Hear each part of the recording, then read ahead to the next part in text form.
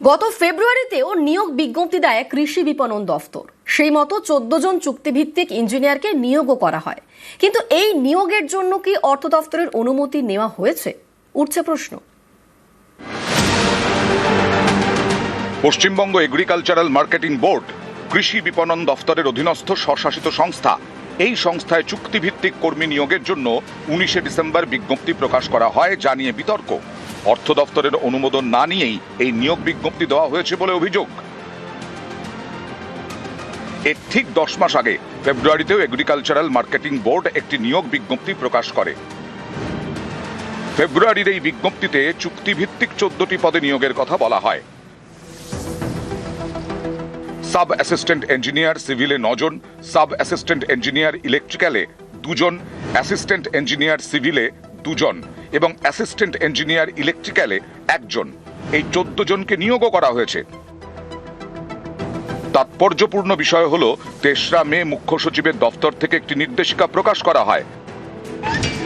তাতে বলা হয়, নিয়োগে স্বচ্ছতার অভাব থাকলে সংশ্লিষ্ট বোর্ডের থেকে দফতরগুলিকে লিখিত ব্যাখ্যা চাইতে হবে।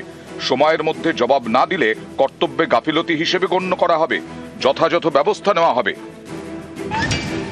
এতেই অনেকের প্রশ্ন, কৃষি বিপণন দফতরের ফেব্রুয়ারির এই নিয়োগ বিজ্ঞপ্তি এবং পরে নিয়োগ কি অর্থ দফতরের অনুমতি নিয়ে করা, নাকি সরকারের অনুমতি ছাড়াই 14 জন চুক্তিভিত্তিক ইঞ্জিনিয়ার নিয়োগ করা হয়েছে?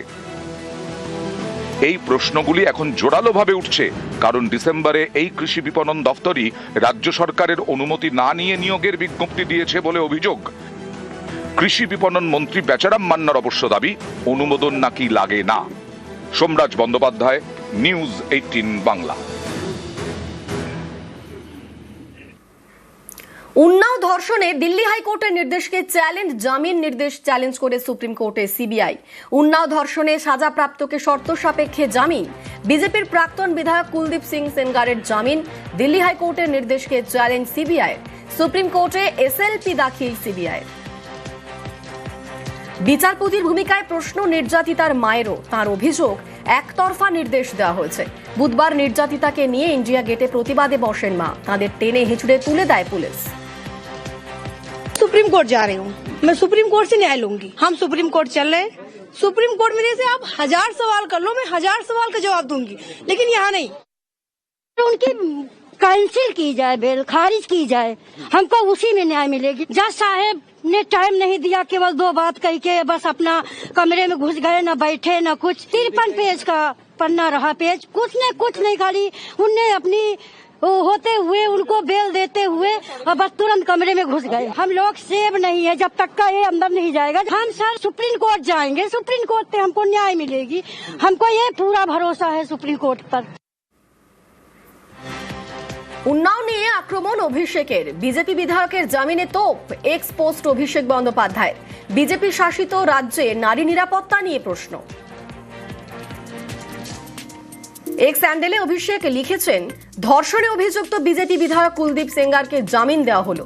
বিজেপির শরিক উত্তরপ্রদেশের মন্ত্রী ওম প্রকাশ রাজভর নির্যাতিতদের উপহাস করলেন।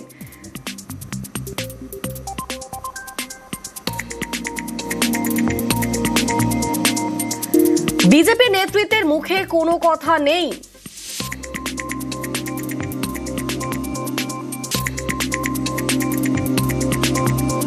বিজেপি শাসিত রাজ্যগুলিতে বেটি বাঁচাও এর এটাই বাস্তব ছবি।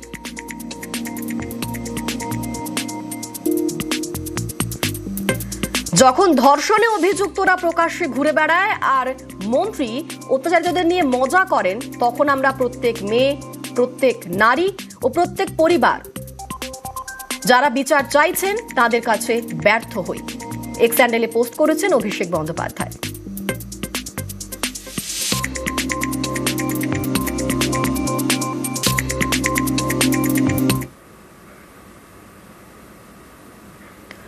প্রেমে ব্যর্থ হয়ে বিষ খাইয়ে খুন। কলেজ ছাত্রীকে খুনের অভিযোগ প্রতিবেশী যুবকের বিরুদ্ধে। হাসপাতালে 1 মাস মৃত্যুর সঙ্গে লড়াইয়ের পর বুধবার মারা যান তরুণী। এরপরে দক্ষিণ 24 পরগনার বিষ্ণুপুরে অভিযুক্ত যুবকের বাড়িতে ভাঙচুর, আগুন। অভিযুক্ত যুবক পলাতক।